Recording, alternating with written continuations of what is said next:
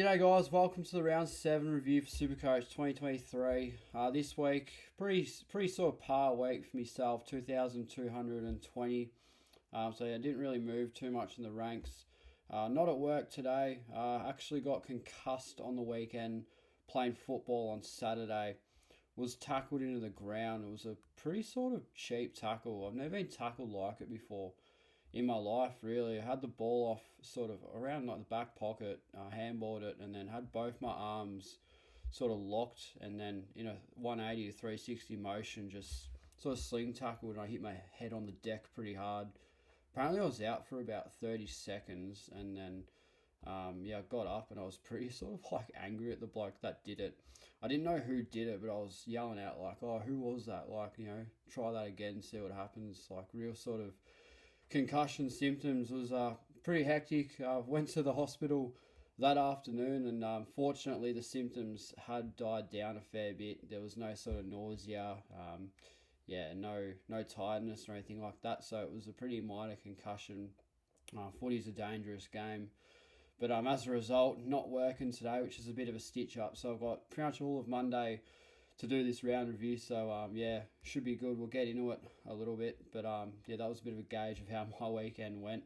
On a positive note though, I was well enough to go to the football yesterday and watch my Bombers get done yet again, but I think this was a pretty gracious loss. It's not every day you would see a team score 100 plus points in a loss when Tommy Hawkins kicks 8 goals. He was on fire.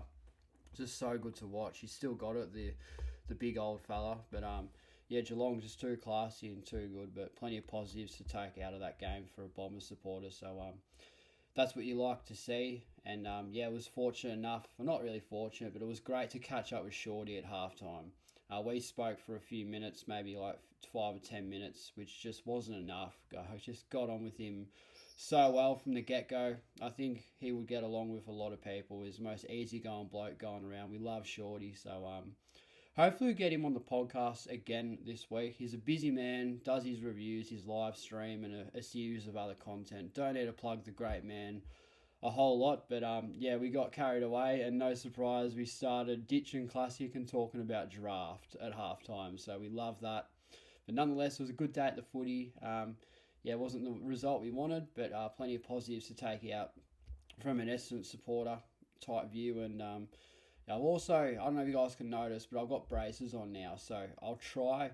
It's getting harder and harder to talk as this sort of happens. First it was the expander in my mouth, now I've got braces, so I'll try get through it like to my best possible ability. But if I'm a bit sort of like hard to understand at times, there's certain words that I can't really say. But anyway, that's all good. But not too bad of a week. I sort of announced on my Twitter that I was going to start playing for leagues, which would require me playing more for value. For example, I could have easily traded in Clayton Oliver, and it wouldn't have been a bad move playing North Melbourne. He's got Gold Coast this week, so still it's not a bad idea. But instead, I went Cornelio. So that's an example. I sort of slur my words at times. Just bear with me there, lads. But I went Cogs instead over Clayton Oliver, who still went well. So we're just going to play the value game. See if we can get a full team as quick as possible, and then to get Oliver and those big guys in, Dawson, I think that'll be with the hopper types, the ones that we're going to buy flip type of thing. But 2,220 is not a bad score. In the middle, only dropped 288 ranks. Top 18%, same as last week after that dramatic drop of Tuke Miller. Absolutely stitching me up, but we still love the great man. But I'm going to be avoiding him for the rest of the season. Got cold feet. He spooked me dramatically, which is not good. But just the 2 out of 10 league wins. Got smashed all around, basically. It wasn't all that fun. And we'd always talk about draft. The AFL draft expert, been doing some serious business with this bloke. And I think he's got me on the end of a couple of good scores here. I had Lukosius on field for a 33, so and Hogan for a 40 or something. Just wasn't good, but everything else ticked pretty well.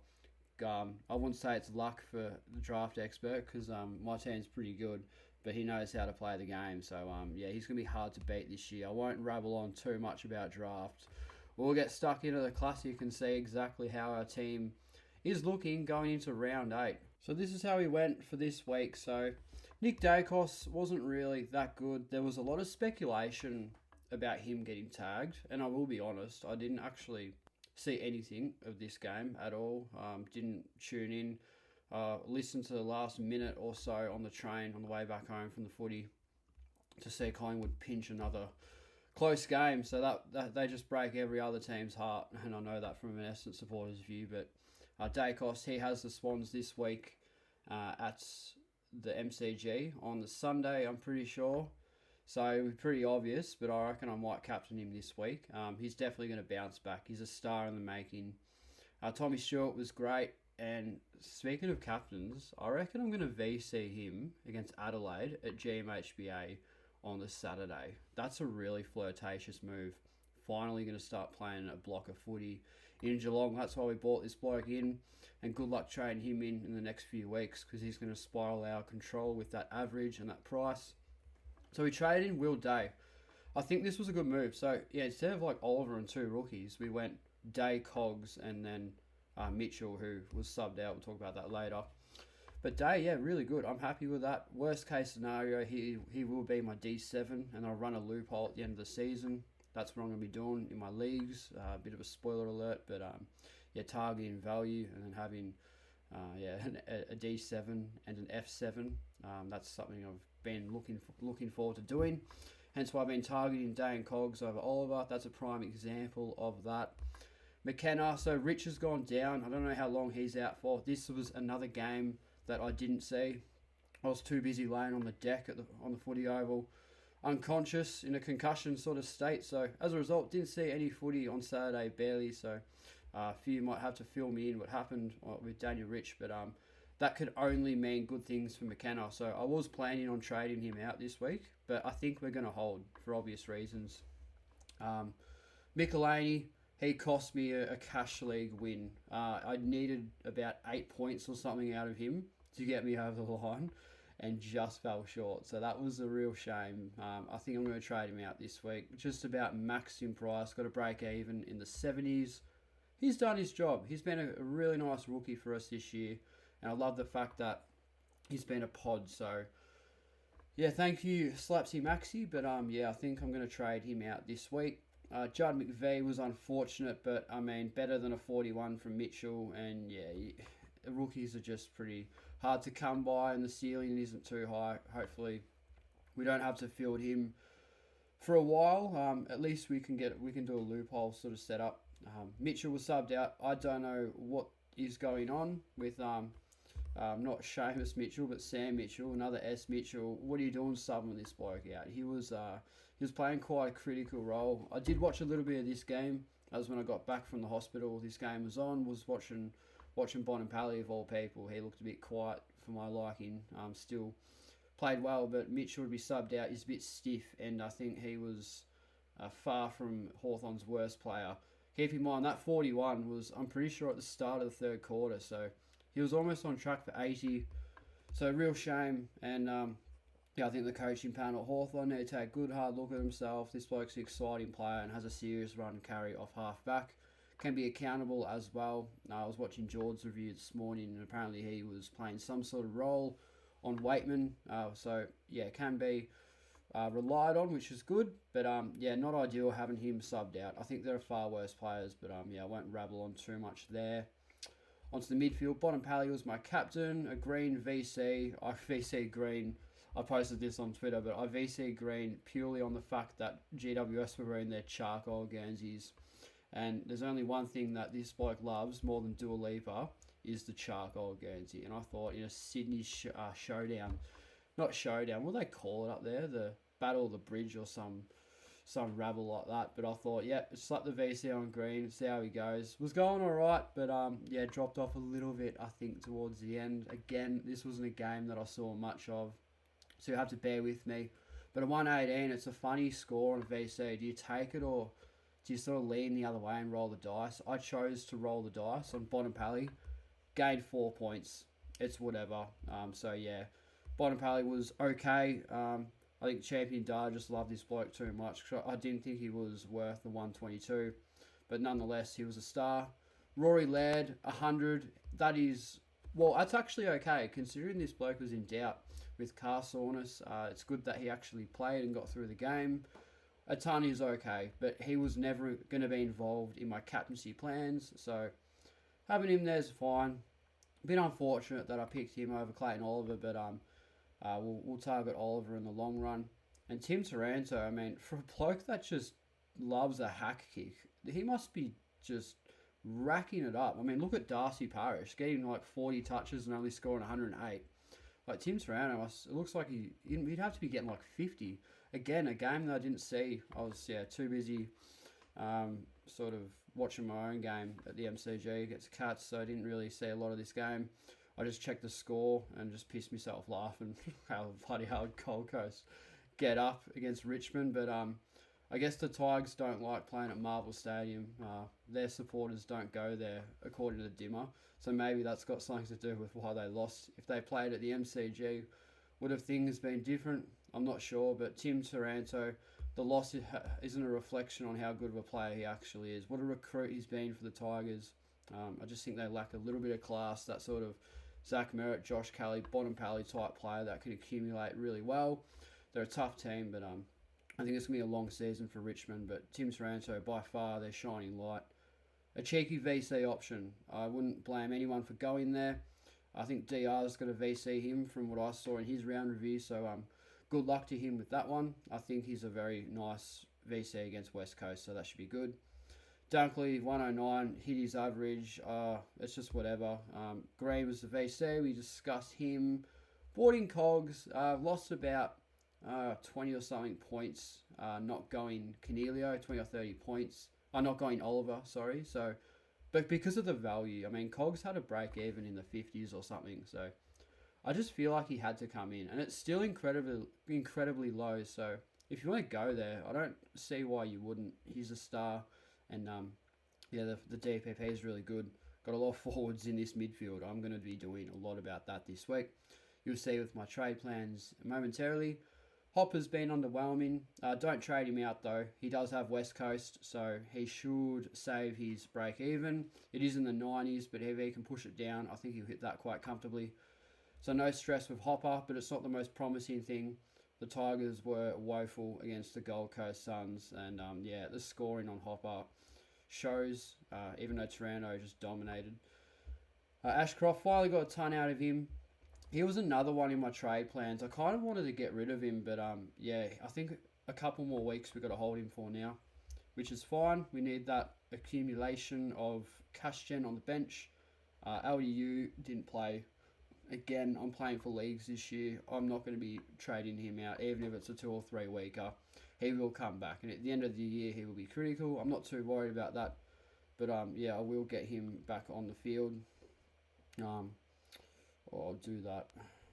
I'll do that in a moment. I won't worry too much about that.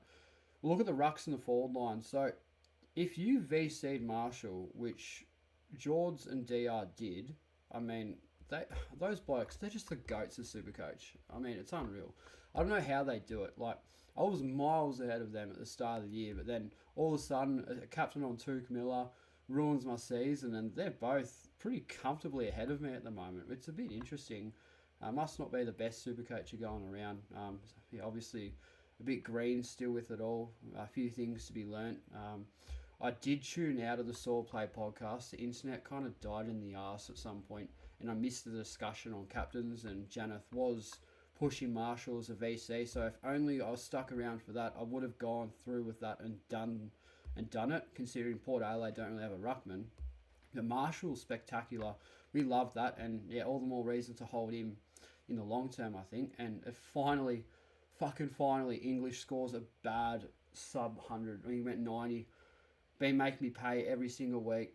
I don't think those 90s are sustainable. The bloke's still averaging 131. It's just unbelievable. He's making me pay. He's got a lot to do with my overall rank. Missing him, Dawson and Oliver has been a horror show setup in terms of a starting team. But for Marshall to do that is really good. Darcy, he's turned his season around. I have no plans on trading him out anytime soon. He's just been a star. So Shrek, kudos to you, brother. Done extremely well. And Madden loophole. I don't think I'll start a loophole next year. Look at all the dead rookies we're getting, and I think I've used it. I haven't used it at all actually. I don't think I've banked a VC all season, and it's round 7. So I think that's saying something. And yeah, forward line Rosie, very nice. Zeeble, is he injured? Someone fill me in. Didn't see any of this game again. So yeah, is he going to miss a week or two? Not sure what happened, but yeah, rumours are that they went down. 100's still really nice. I'll be holding regardless, I'm pretty sure, even though if it makes me pay short term. But yeah, Zeeble's been good, and I think he's definitely a keeper. Nearly 500k for good reason. Errol Gordon, 2%, I think, traded him out last week. So cop that. That's what happens when you sideways trade. It's a bitter pill to swallow. 1 week he goes, was it 40 or 50? Like something absolutely dreadful. And then a 119. So yeah, he responded in great fashion. So we love Errol. We'll hold him. Probably be my F6 or 7 at the end of the season. We'll see how we go. And Sheasel responded too, so I hope he's a keeper. Had one bad game where he was tagged quite heavily by Nick Holman, so we'll forgive him for that. Yeah, I think he's fine. I love the DPP with Zeeble and Sheasel. That'll be utilised. And Mitchell's got it too, so that's quite nice. We're going to take advantage of that this week, which you'll see in a moment. Asava and Van Ruin on field, sort of forced into that. Yeah, at least I didn't have Fergus on field for a 28, so yeah, got the best of the situation there. But yeah, I'm going to be running a loophole at F6 this week, which brings me on to my trades. So, what are we going to do this week? So, using DPP, Michelini out, and then we're going to flip Zeeble, Cogs and Dunkley back into the forward line. Opening vacant spots in the midfield. Get Big V back in the midfield. Hopefully I don't have to field him. Chuck LDU on field instead. And I'm looking at Fergus Green as well. He's done his job. So yeah, a couple of open forward spots for Cogs and Dunkley to go back. And there's a few players I'm looking at this week. So Sinclair is probably number 1. I got a break even of 95, I think. So good week to get him. Won't hurt you too much if he scores well. He'll still be a trade target next week. But plays North Melbourne, which is really good. He went 140 on them last year. He should rack it up quite comfortably. So I like this as a pick. He's number 1 at the moment. Number 2 would have to be Jack Steele. 126, 11 tackles against Port Adelaide. But he's only done it once. And is he going to back it up? Got an easy run as well. The same as Sinclair. I'd like to wait a week on Jack Steele. His break-even's around where he did score on the weekend. So that's not going to punish me too much. And I like Sicily as well. But Dane Sicily, that might hurt my buy a little bit. I don't know if Sinclair has the same buy as Day. We'll work it out later on. But yeah, I like Sinclair at the moment. I've got 147k. I can get Oliver if I want and have 30k in the bank. Should I do that? Let me know in the comments. But again, my main rule, it's hit me like it's like hindsight. Ever since the Took situation, I have changed my perspective completely with SuperCoach and gone, yeah, no, stuff the overall, stuff the players I don't have. Let's just target those who have the lowest break evens and are capable of being top 6 or 8 in their line. I think Jack Sinclair at 540k, it's a steal. I really do think it is a steal, and he has the ability to be top 6 this year. He was D1 last year, so I'm convinced. And Sin Cotter, 88, we love that. Break even in the 90s, negative 90s. He's got to come in. That's a no-brainer. So I like these trades. I like having all the money in the salary cap. It makes it quite flexible. I want to keep that throughout the season. I don't want to boost at the moment. I know Sam Simpson is on the bubble. Simpson, another word that I struggle to say because of the braces. That's an example of that. You could probably go there. Depends if Sincotter's playing or not. I think, yeah, Doherty's back. So that might make things hard. Cowan, you see, pushing back in the seniors. Who knows? But this is the team. We'll get LDU back on field if we can. Systems run hot at the moment, so things are quite slow. I hope LDU plays. I really do. I need him to play, and I need Zeeble to play. Those North players have been burning me a little bit, even though they've been a pretty good scoring setup. And captains for this week, I'm going for, well, if it lets me, I don't know if you guys hear the fan. It always sort of happens. This computer doesn't have the most storage going around. I have to delete every video I record. But yeah, the fan sort of goes off its head a little bit once I do my trades. It's running a lot of energy. But Stuart, the VC, I like that. I really do. Adelaide, at home at GMHBA, kick out Olympics, I reckon, for Stuart on what should be a nice sunny or dry overcast Saturday afternoon in Geelong. I love this as a VC. I've been waiting a long time to VC him at Geelong. Should have done it against Sydney. Won't make that same mistake. We're going to VC him now. And captain, I like Bonampally, but I like Dacos too. I know he scored 72, but you rarely see a champion get held down for 2 weeks in a row. Dacos is the type of bloke that owns himself in SuperCoach. He wouldn't know that he scored 72, and he would be thinking, fuck, if I want to have that again. He probably would have had himself captain, honestly. So I think he's going to go 130 plus against Sydney at the MCG. Yeah, both should have pretty good conditions. I don't think it's meant to be raining in Victoria next week. So, yeah, the D1 and D2 captain, the VCC. Is it ludicrous? I don't know, but from what we're looking at in the midfield, things haven't been too glamorous. I mean, Bont's safe and solid, but these two have the ability to outscore Bonampally, I reckon, where Bont's probably just safe. I mean, he went off his head last week, but generally he's safe for a 120 plus week in, week out. If I'm really unsure, we'll cross that bridge when we get to it. But yeah, the team's looking all right. We're going to run a loophole, probably in the midfield, definitely in the forward line. We want Cogs on field for Sava, because Sava plays before Van Ruin. So we're going to run a loophole there with Matty Roberts. And then, yeah, in the midfield, we'll see what happens. We'll loophole McVee with Sincotta. Or put Day in the midfield and then loophole McVee and Sincotta down defence and then McKenna at D5. I don't know. We'll see what happens. It'll probably be something around the lines. I'll end it there, guys. Video's rambled on a little bit. Yeah, feeling all right. Symptoms aren't too bad. Concussion-wise, yeah, got very lucky. But still, it is a bit of a pain in the ass not being able to work today. Got way too much free time and a doctor's appointment coming up. So, yeah, I better let you guys go. Take it easy. Hope you guys are going really good. And, yeah, hopefully we get Zeeble and LDU playing this week. That would be nice. That's it from me. Take it easy, guys. And as always, we'll see you guys in the next video.